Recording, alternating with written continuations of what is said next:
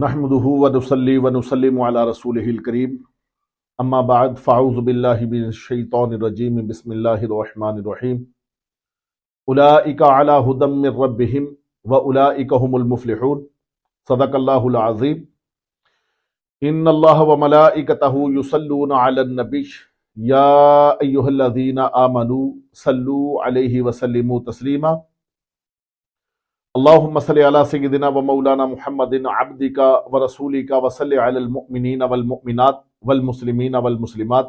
اللہ کی حمد و ثنا اس کے پیارے حبیب مکرم نبی محتشم شاہ بنی آدم صلی اللہ تعالی علیہ وآلہ وسلم کی ذات کریمہ پر درود و سلام پڑھنے کے بعد الحمدللہ رب العالمین، ہم نے سورہ بقرہ شروع کی تھی۔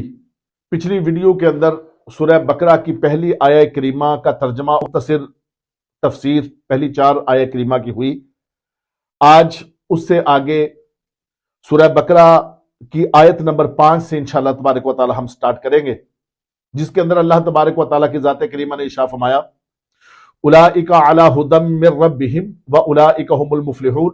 اولئک اس میں اشارہ ہے ان کی طرف کہ جن کا پیچھے ذکر ہوا تھا، پچھلی ویڈیو کے اندر جن کا ذکر ہوا تھا۔ کون سے لوگ؟ متقی لوگوں کی اللہ تبارک و تعالیٰ نے جو نشانیاں بیان کی تھی، انہی متقی لوگوں کی طرف اشارہ کرتے ہوئے اللہ تبارک و تعالیٰ فرما رہا ہے اولئک، یہ والے لوگ، یعنی اشارہ فرما رہا ہے اللہ تبارک و تعالیٰ کی ذات کریمہ۔ یہ عظمت ہے ان لوگوں کی کہ اللہ ہو کر، رب ہو کر، قادر مطلق ہو کر اپنے بندوں کی طرف اشارہ، اس میں اشارہ کو استعمال کرتے ہوئے۔ کون سے لوگ؟ وہ لوگ کہ جن کے بارے میں اللہ تبارک و تعالیٰ نے ارشاد فرمایا تھا کہ الذین یؤمنون بالغیب، وہ غیب پر ایمان لاتے ہیں، وَيُقِيمُونَ الصَّلَاةَ، نماز قائم کرتے ہیں، وَمِمَّا رَزَقْنَاهُمْ يُنْفِقُونَ، اور جو ہم نے ان کو دیا اس میں سے خرچ کرتے ہیں، وَالَّذِينَ يُؤْمِنُونَ بِمَا أُنزِلَ إِلَيْكَ، اور جو آپ پر نازل ہوا اس پر ایمان لاتے ہیں، وَمَا أُنزِلَ مِن قَبْلِكَ، اور جو آپ سے پہلے نازل ہوا اس پر ایمان لاتے ہیں، وَبِالْآخِرَةِ هُمْ يُوقِنُونَ، اور آخرت پر یقین کرتے ہیں۔ ان کے بارے میں اللہ تبارک و تعالیٰ فرماتا ہے اولئک، یہ لوگ علی ھدی من ربہم، اپنے رب کی طرف سے ہدایت پر ہیں، یعنی ہدایت ان کے قدموں کے نیچے ہیں۔ یہ یوں سمجھ لیجئے کہ اب اللہ تبارک و تعالیٰ نے ان کو ہدایت عطا فرما کر ان کو مہدی بنا دیا ہے، یعنی اب جو بھی ان کے ساتھ چلے گا وہ بھی ہدایت یافتہ ہوگا، چونکہ ہدایت پر، یہ ہدایت کے گھوڑے کے اوپر یہ سوار ہو کر ہدایت کے گھوڑے کی لگام ان کے ہاتھ میں ہے۔ اب یہ جہاں جائیں گے یہ صراط مستقیم کے اوپر چلیں گے، چونکہ اللہ کہہ رہے یہ اللہ کی طرف سے ہدایت پر ہے، تو اب جس طرف جائیں گے یہ ہدایت پر ہوں گے، صراط مستقیم پر ہوں گے، یہ جنت کے راستے پر ہوں گے۔ پھر آگے ارشاد فرمایا وَأُولَئِکَ، اور یہی لوگ، پھر اس میں اشارہ فرمایا ہم المفلحون، فلاح یافتہ ہیں۔ اب فلاح کس کو کہا جاتا ہے؟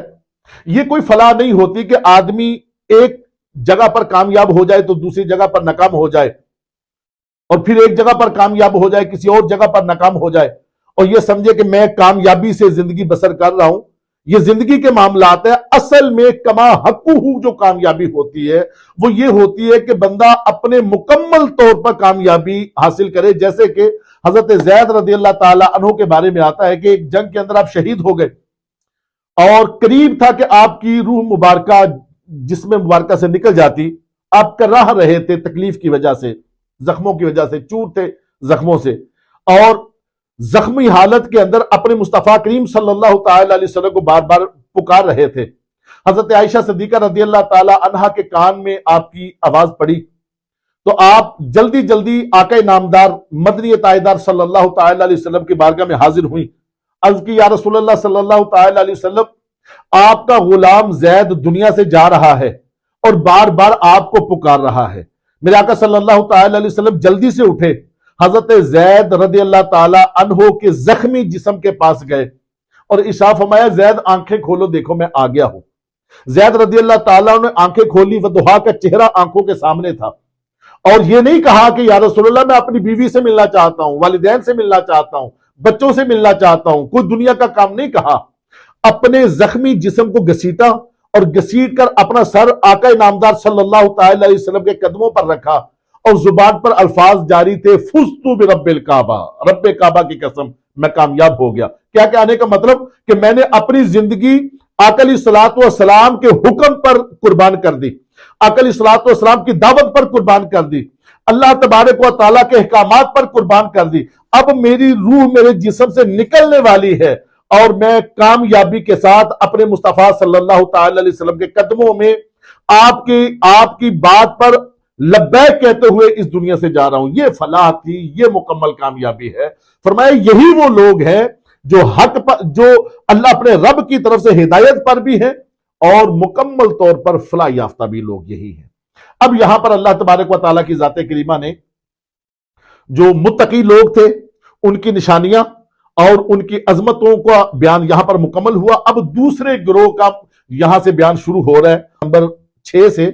فرمایا ان الذین کفروا، بے شک وہ لوگ کہ جنہوں نے کفر کیا، جو کافر ہے، سواء علیہم، برابر ہے ان پر کہ انذرتہم، آپ ان کو ڈرائیں، ام لم تنذرہم، یا ان کو نہ ڈرائیں، لا یؤمنون، وہ ایمان نہیں لائیں گے۔ فرمایا کہ بے شک وہ لوگ کہ جنہوں نے کفر کیا۔ اب یہاں پر کافر دو قسم کے ہوتے ہیں۔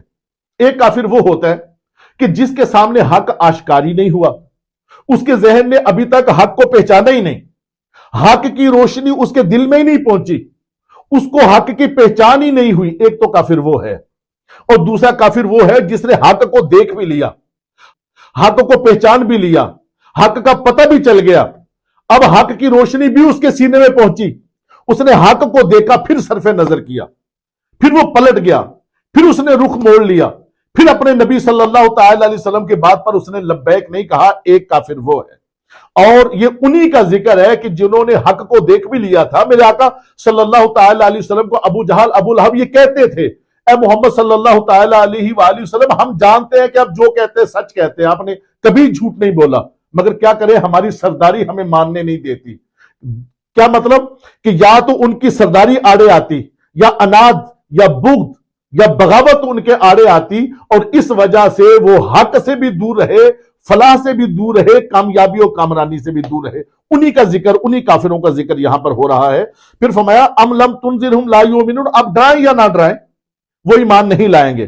آگے ارشاد فرمایا انہی کافروں کے بارے میں کہ جن کو حق کا پتہ چل گیا تھا، مگر اپنی سرداری کی وجہ سے، اناد کی وجہ سے، بغض کی وجہ سے، عداوت کی وجہ سے انہوں نے قبول نہیں کیا۔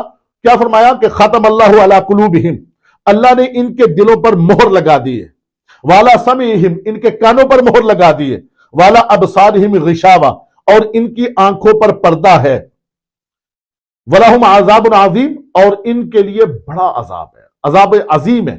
اب کتنا بڑا عذاب ہوگا جس کو رب ذوالجلال عذاب عظیم کہہ رہا ہے، وہ کتنا بڑا عذاب ہوگا ان لوگوں کے لیے کہ جنہوں نے حق کو دیکھا، پتہ بھی چل گیا، مگر صرف اس وجہ سے نہیں مانتے کہ ہماری سرداری آڑے آتی ہے، بغض و اناد کی وجہ سے نہیں مانتے۔ فرمایا ان کے لیے عذاب عظیم ہے۔ اگلی آیت کریمہ کے اندر ارشاد فرمایا وَمِنَ النَّاسِ، وہ لوگ مَن یقول آمنا، جو کہتے ہیں کہ ہم ایمان لائے، باللہ اللہ پر، وبالیوم الآخر، اور آخرت کے دن پر، وما ہم بمؤمنین، اور وہ مومن نہیں ہیں۔ یعنی وہ کہتے ہیں، مسلمانوں کے پاس آتے ہیں اور بات کرتے ہیں کہ ہم ایمان لائے، جھوٹ موٹ کہتے ہیں، اور جب وہ آپس میں ہوتے ہیں تو پھر ہنسی مذاق کرتے ہیں۔ وہ کہتے ہیں تو ہم نے مسلمانوں کے اندر جا کر، مومنوں کے اندر جا کر ایمان لانے کا ایک ڈھونگ رچایا، ان کو پتہ ہی نہیں چلا، حالانکہ ہم تو مسلمان ہے ہی نہیں۔ آپس میں جب بات کرتے ہیں تو وہ خوش ہوتے ہیں کہ ہم نے مسلمانوں کے اندر رہ کر مسلمان ہوئے اور اپنے ایمان کا اظہار کر دیا، اور جب علیحدہ ہوئے تو پھر آپس میں بات کرنے لگے۔ یہاں پر اللہ تبارک و تعالیٰ کی ذات کریمہ ارشاد فرماتی ہے وہ جھوٹ موٹ کے مومن ہیں، زبان سے انہوں نے ایمان کا تذکرہ کیا ہے، زبان پر ایمان لے کے آئے، وہ ایمان نہ ان کے دل کے اندر راسخ ہوا، نہ ان کی طبیعتوں کے اندر راسخ ہوا، نہ ان کے افعال پر آیا، نہ ان کے اعمال پر آیا، نہ ان کے حواس پر وہ ایمان چھایا۔ وہ تو زبان کے مسلمان ہیں، بس زبان کے حد تک وہ اپنے آپ کو مومن کہتے ہیں، مسلمان کہتے ہیں۔ اللہ تبارک و تعالیٰ کی ذات کریمہ ارشاد فرماتی ہے کہ وہ مومن نہیں ہے، وہ جھوٹ موٹ اپنے آپ کو مومن کہتے ہیں۔ پھر آگے ارشاد فرمائے یخادعون اللہ والذین آمنوا، اور وہ دھوکہ دینا چاہتے ہیں. یخادعون اللہ، دھوکہ دینا چاہتے ہیں اللہ کو، والذین آمنوا، اور ان لوگوں کو کہ جو ایمان لائے. وما یخدعون الا انفسهم وما یشعرون، اور وہ دھوکہ نہیں دیتے مگر اپنے آپ کو. وہ یہ سمجھتے ہیں کہ ہم نے اللہ کو دھوکہ دیا، مومنوں کو دھوکہ دیا. ان لوگوں کے بارے میں بات کرتے ہیں کہ جنہوں نے اپنی زندگیاں اللہ کے حکم کے تابع کر دی، اللہ کے رسول کے حکم کے تابع کر دی، جنہوں نے اپنی جان اور مال کے بدلے میں جنت کو خرید لیا، اپنی جان مال ایمان کا سودا آقا علیہ الصلوۃ والسلام کی دعوت پر کیا. ان لوگوں کے بارے میں، حالانکہ وہ لوگ کامیاب ہیں جن کے بارے میں اللہ نے کہا وہ لوگ کامیاب ہو گئے، دنیا میں بھی کامیاب ہو گئے، آخرت میں بھی کامیاب ہو گئے، اور جنتوں کے حقدار ہو گئے. وہ کامیاب ہو کر جنتوں کے حقدار ہو گئے. اللہ کے رسول کے حکم پر لبیک کہہ لیا، اللہ کے حکم پر لبیک کہہ لیا. اللہ تبارک و تعالیٰ کے پیارے حبیب صلی اللہ تعالی علیہ وسلم کی دعوت پر لبیک کہہ کر وہ مومنین کے اندر شامل ہو گئے. وہ کافر لوگ یہ سمجھتے ہیں کہ ہم ان کے اندر جا کر مومن بن جاتے ہیں، اور جب باہر نکلتے ہیں تو پھر ہم کافر ہیں، تو ہم نے ان کو دھوکہ دیا. حالانکہ اللہ تبارک و تعالیٰ ارشاد فرماتے ہیں دھوکے میں وہ نہیں، مومن نہیں، وہ تو کامیاب ہو گئے اپنی زندگیوں کو اپنے مصطفیٰ کے حوالے کر کے، اپنی زندگیوں کو اپنے رب کے حوالے کر کے وہ تو کامیاب ہو گئے. اصل میں اپنے آپ کو دھوکہ انہوں نے ہی دیا ہے. مگر کتنی عجیب بات ہے کہ ان کو شعور ہی نہیں کہ ہم کیا کر بیٹھے ہیں.